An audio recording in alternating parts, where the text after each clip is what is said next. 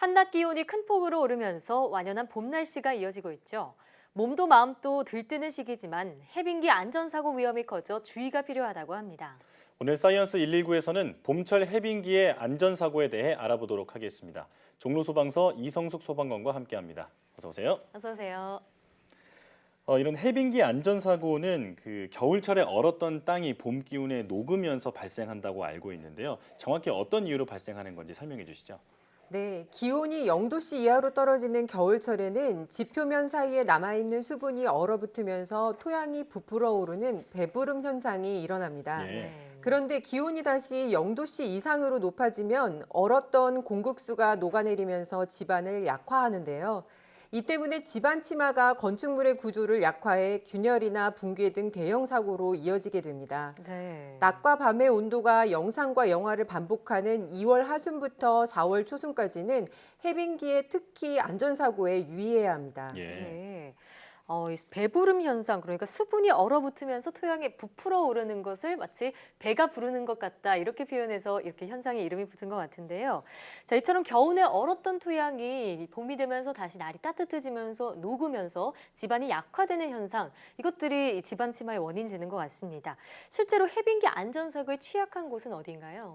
네, 최근 10년간 발생한 해빙기 안전사고는 총 45건으로 20명의 인명피해가 발생했습니다. 예. 장소로 보면 절개지 낙석이 49%, 축대 옹벽이 24%, 건설 공사장이 18%, 기타가 9% 순이었습니다. 예.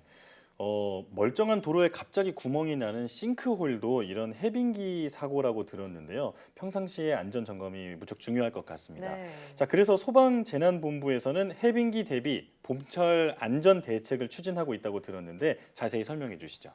네, 그 봄철 소방안전 대책으로는 첫째, 주요 대상 소방특별조사 및 위험물 저장소 소방검사, 둘째, 해빙기 건축 공사장 시설물 등 안전관리 추진, 셋째, 해빙기 가스 안전관리 종합 안전점검이 있는데요. 예. 위험물 저장소는 위험물 제조소, 취급소, 저장소를 통칭해서 이르는 용어로 네. 위험물 저장소 1,540개소 중 40% 내외의 표본을 선정해 위험물 제조소 등의 허가사항 및 각종 신고사항 확인과 위험물 시설의 위치나 구조, 설비, 불법 변경 여부 등을 검사합니다. 예. 해빙기 안전관리 추진 대책으로는 해빙기 공사장 사고 위험 요인 제거와 재난 예방을 위한 소방시설 설치 및 책임자 안전관리 간담회 등을 통해 관리하고 있고요. 마지막으로 해빙기에는 집안 침하로 인해 노후 건축물과 옹벽 등 위험시설 주변 가스시설이 위험에 노출될 확률이 높아지는데요. 네. 그래서 도시가스 공급시설 안전점검, 독성가스 취급 사업장 특별점검 등을 실시하고 있습니다. 그렇군요. 네, 처럼 해빙기 사고를 예방하기 위해서 안전관리 강화 대책이 추진되고 있는데요. 생활 속에서 우리 스스로 해빙기 사고를 예방하는 그런 자세도 필요할 것 같습니다. 어떤 방법들이 있을까요? 네, 먼저 집이나 주변의 대형 빌딩, 노후 건축물 등이 균열이나 집안 치마로 기울어져 있는지 꼼꼼히 살필 필요가 있습니다. 네. 또 주택, 축대나 옹벽이 안전한지도 점검해야 하고요. 집 주변에 배수로나 토사 혹은 퇴적 등으로 막힌 곳이 있는지 확인할 필요가 있고 절개지나 언덕 위에 바위나 토사가 흘러내릴 위험이 없는지 점검해야 합니다. 네. 또 마지막으로 집 주변에 지하 굴착 공사장에 추락 방지나 접근 금지 등을 위한 표지판이나 안전 펜스가 설치되어 있는지 확인하고 위험 지역 출입을 금해야 하겠습니다. 네. 네. 말씀해 주신 대로 이 집 주변이나 도로 또 우리 집 앞마당이라도 평소에 수시로 점검을 해서 안전사고에 대비하는 게 중요할 것 같은데요. 예.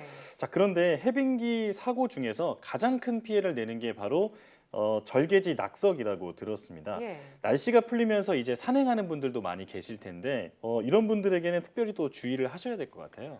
네, 맞습니다. 해빙기에는 낙엽에 가려진 잔설과 얼음, 낙석 등에 주의해야 하는데요. 물기를 머금은 낙엽이나 돌은 지면과 마찰력을 떨어뜨려 미끄러질 위험성이 크기 때문입니다. 네. 또 계곡의 얼음은 해빙기로 들어서면서 녹기 시작해 깨지기 쉬운데요. 그래서 얼음 위로 올라서거나 얼음 밑을 지나는 일은 피해야 합니다. 또 지표면이 녹기 시작하면서 낙석의 위험도도 높아지는데요. 이 시기에 바위 지역이나 산사태 지역을 지날 때 특히 주의해야 합니다. 예. 약해진 지반으로 고정되어 있던 바위 더미가 무너질 수 있기 때문이죠. 네. 그렇군요. 낙엽에 가려진 잔설을 주의하라고 하셨는데 미끄러지기 때문인가요? 왜 주의해야 되는지 궁금해요. 네, 낙엽의 밑에 있는 그 눈이 눈이요, 네. 미끄러질 수 있는 그런 위험도 있지만 예. 보통 이렇게 다리를 다치시거나 해서 거동이 불편해서 이동을 못 하셔서 네. 뭐 구조 요청을 하는 경우도 많습니다. 그렇군요. 미끄러지시면서 다리를 다치는 경우가 생길 수 있군요. 네.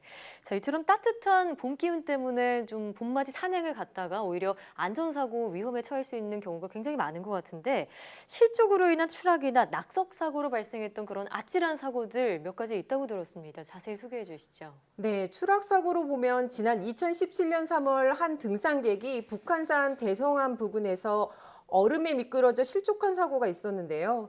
허리 통증 때문에 움직일 수 없는 상태에서 구조를 요청했습니다.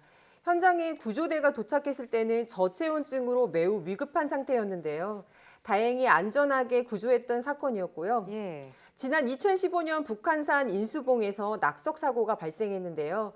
5톤 무게 바위가 암벽 등반을 하기 위해 기다리고 있던 산악회원 5명을 덮쳤습니다. 예. 이 사고로 낙석에 깔린 여성 56살 윤모 씨가 숨졌고 53살 이모 씨 등 3명이 골절상을 입어 병원에 옮겨졌습니다. 네. 또 지난 2월 12일 도봉산 Y계곡에서 30대 남성이 하산 중 실족으로 추락해 머리 출혈 등 부상으로 구조한 사건도 있었습니다. 네, 그렇군요. 이 사건들 모두 일단 구조가 이루어졌다고 하니까 정말 다행인데요.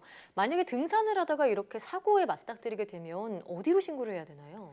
네, 119에 신고를 하고 예. 그리고 또 주변에 소리를 지르거나 아니면 랜턴 같은 것들을 비추어서 도움을 위치를 요청할 알리고요. 수 있습니다. 예. 네, 여기서 가장 산행 사고 중에 가장 중요한 것은 체온 유지라고 생각이 예. 듭니다. 예. 그래서 저체온증에 빠지지 않기 위해서 여벌의 옷을 꼭 준비해서 가시는 것이 중요하겠습니다. 그렇겠네요. 네. 자, 그렇다면 이제 해빙기에 산악 사고가 자주 발생한다는 것을 말씀을 해주셨는데 예방하는 그 원칙에 대해서도 설명해 주시죠.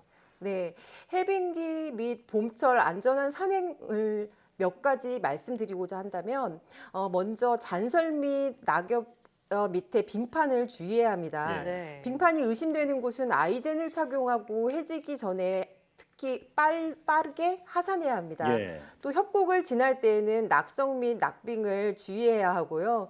사고를 대비해 주변 위치를 숙지하는 게 필요합니다. 혹시 모를 사고에 대비해 응급 상비약과 구조 요청을 호루라기, 손전등 등을 포함해서 지참해야 하고요.